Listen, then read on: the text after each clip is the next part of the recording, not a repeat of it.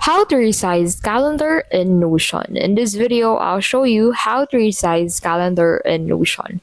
So to get started, go ahead and open your preferred browser and then search for notion.com. Now, once you're on notion.com, go ahead and sign in to your account.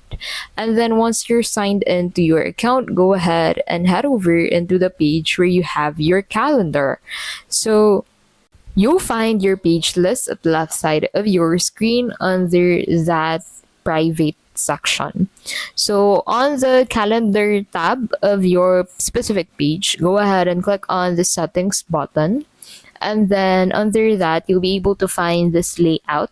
So click on that and then set this into your preferred layout. So you can set it into monthly or weekly layout. So there is actually no way for you to resize the calendar by dragging it to the left or right, but you can resize it by setting the layout into weekly or monthly. And that is how it can be easily resized on your page. Since if this view is actually is set on monthly view, you can actually view all of the months that are covered by the year. But if you set it on weekly view, you can only view the current days of the week, which makes it smaller on size. And that is how you can basically resize calendar in Notion. If this video was helpful, please don't forget to give this video a like and subscribe for more videos like this.